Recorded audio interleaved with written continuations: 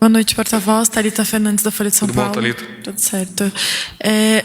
O Datafolha divulgou pesquisas nesse fim de semana apontando que 80% dos entrevistados diziam desconfiar de declarações do presidente. E um outro dado é a respeito de que uma leve melhora na economia conteve o aumento de desaprovação do presidente. Ele teceu algum comentário sobre isso? Obrigado. Não, eu, como de costume, nessas questões de análises de pesquisa, o presidente não ilumina nenhuma opinião. Ele já há muito tem falado sobre a sua descrença nas pesquisas de opinião. E não seria diferente com esta pesquisa recém-divulgada. Boa noite, porta-voz. Ingrid Soares, do Correio Brasiliense. Tudo bem? Tudo. Eu queria saber, na verdade, confirmar o envio do vice Hamilton Mourão para a posse do presidente eleito da Argentina, Alberto Fernandes. Queria saber se foi um pedido do presidente Bolsonaro e o porquê dessa mudança, porque antes o governo não sabia se enviaria ou não algum representante.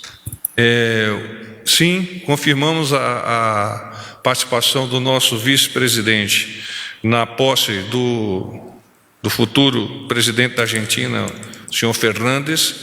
O vice-presidente deve deslocar-se para a Argentina ainda hoje, previsão de decolagem a confirmar às 18 horas.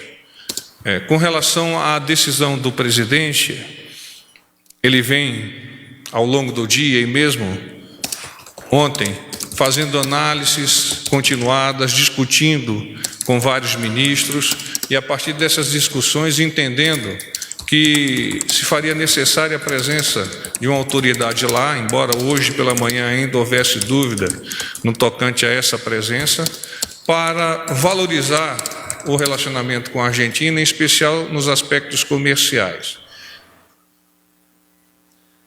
Sobre a greve dos caminhoneiros, eu queria saber se o presidente Bolsonaro esboçou algum tipo de preocupação, enfim, se ele comentou algo nesse sentido. Com relação à greve dos caminhoneiros, a preocupação do presidente está no mesmo nível da preocupação do ministro Tarcísio. Eu vou transcrever aqui algumas observações da nossa parte. O governo tem acompanhado essa situação, procurando antecipar seus problemas e tomar as decisões mais adequadas para o país. Nós sabemos quão impactante é uma greve de caminhoneiros para a paz social, o viver dia a dia da nossa sociedade. O ministro Tarcísio Freitas tem afirmado em diversas oportunidades que as portas do Ministério da Infraestrutura estão abertas para o diálogo com essa importante classe de trabalhadores. O próprio presidente reafirma o seu apreço por essa classe, já reafirmou no início do ano e ratifica esse apreço, e que ela tem sido a melhor forma de dar solução a essas diversas questões. Ou seja, o estabelecimento do diálogo é a melhor forma de dar soluções às questões, às demandas dessa classe. Por isso mesmo avalia o ministro uma pequena possibilidade de paralisação.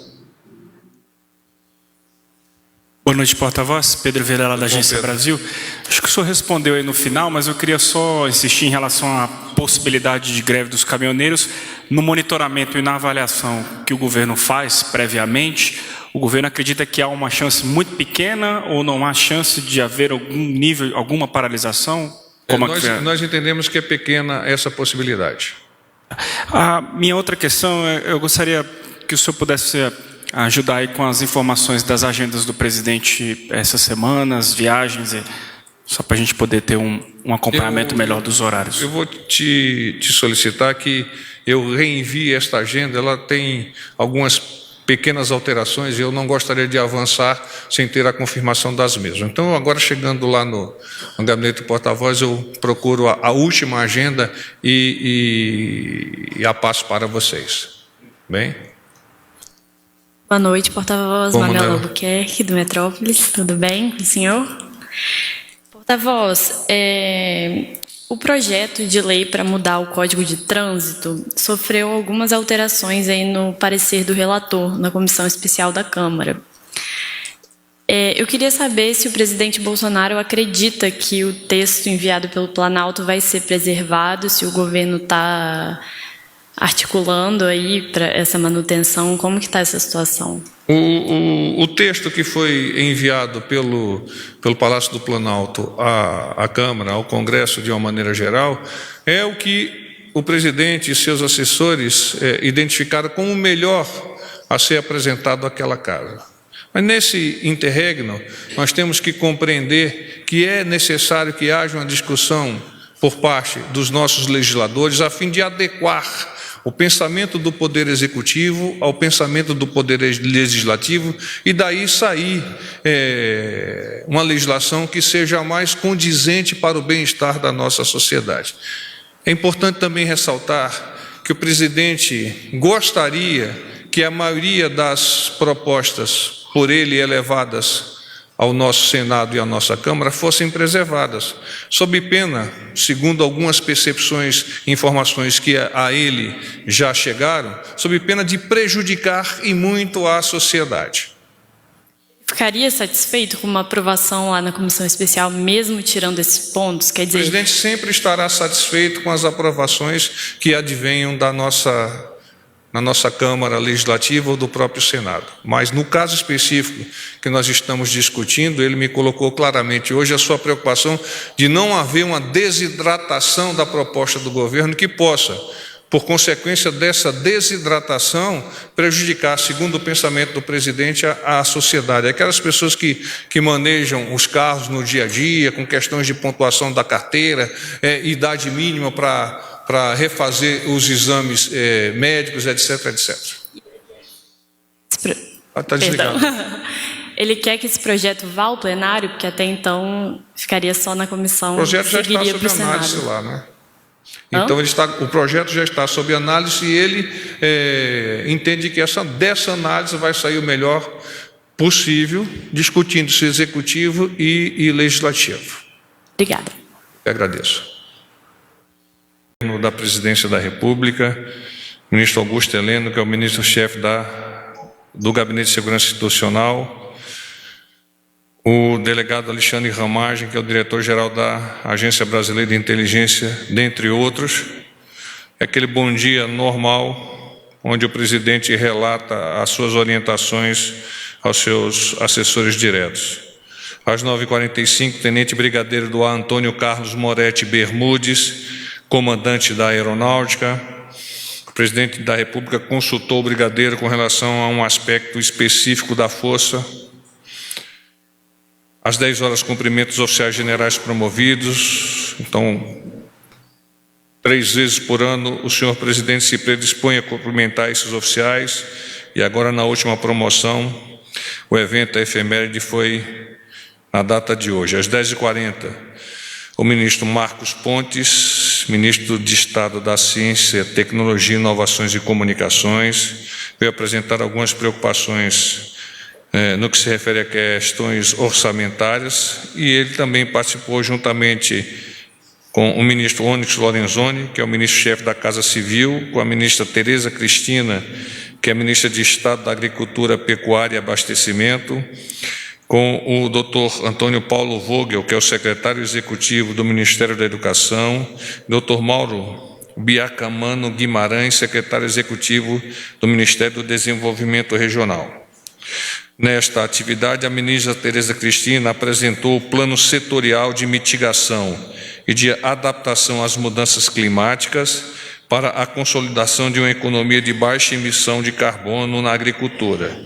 É o chamado Plano Alfa Bravo Charlie, ABC, que é uma das estratégias para produzir alimentos mais baratos e de maior qualidade. Inclusive, por ocasião desta audiência, houve uma transmissão de uma live onde a ministra e outros integrantes da reunião participaram comentando e aprofundando o tema.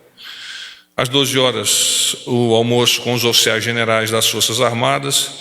Então, o Ministério da Defesa e as suas Forças Armadas cumprimentam o senhor presidente por ocasião do final do ano e o sucesso de vários objetivos alcançados. Às 14h30, houve uma visita de cortesia do presidente da Rede TV, que é o senhor Amilcare D'Alevo Júnior, o senhor José Roberto Maciel, que é presidente do SBT Nacional, o senhor Luiz Cláudio Costa, que é presidente da Rede Record TV, e o senhor Paulo Saad Jafé, que é o vice-presidente do Grupo Bandeirante.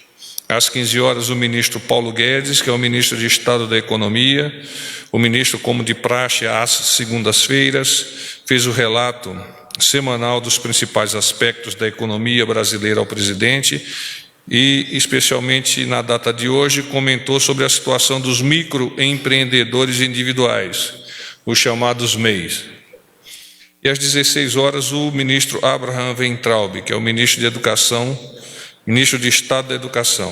O ministro tratou com o presidente das principais iniciativas do Ministério, em particular sobre o andamento da implantação das escolas cívico-militares em vários estados do país.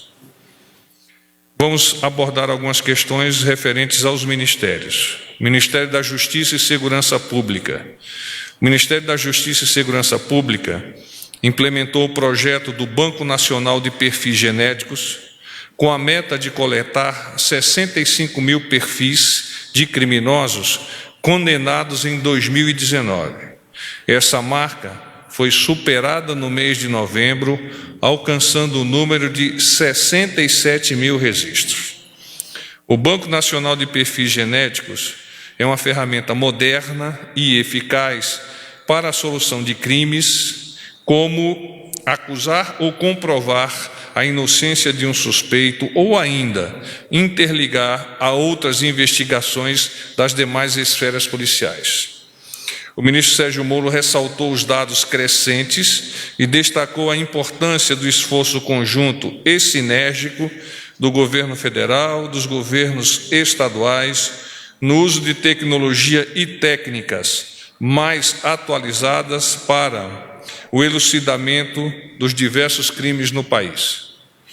Neste ano, o Ministério já investiu 35 milhões de reais em equipamentos, insumos, ações de capacitação e desenvolvimento de sistemas em 4 novos laboratórios de genética forense nos estados que não dispunham desta estrutura. São eles: estado do Piauí, Roraima, Tocantins e Sergipe. Ministério da Infraestrutura. O Ministério da Infraestrutura realizou a 35ª reunião do Fórum Permanente para o Transporte Rodoviário de Cargas, com o objetivo de manter o diálogo entre o governo, caminhoneiros e representantes do setor de cargas. O ministro Tarcísio Gomes de Freitas considera que o Fórum TRC é uma das mais importantes conquistas do setor e tornou-se o maior canal de informações entre o governo federal, embarcadores, empresas e transportadores autônomos. O Fórum conta com 2,6 milhões de caminhoneiros, mais de 37 mil empresas, 1.580 sindicatos e 75 federações. Ao longo do ano, foram trabalhados temas fundamentais para a área, como segurança nas rodovias, fiscalização, tributação, crédito e regulamentação do setor. A recente reunião teve como principal objetivo iluminar um balanço do ano de 2019 e encontrar soluções para desburocratizar e destravar os principais gargalos do setor, melhorando, por consequência, a vida da categoria. Nesse sentido, foram tratados o fortalecimento do cooperativismo, a criação do cartão combustível, o programa de saúde para os caminhoneiros, a inclusão dos pontos de parada e descanso como uma obrigatoriedade nos processos de concessão de rodovias federais e o piso mínimo do frete. A simplificação dos critérios de credenciamento dos pontos de parada e descanso foi tratada também em um trabalho desenvolvido pelo Ministério da Infraestrutura e a Secretaria do Trabalho do Ministério da Economia.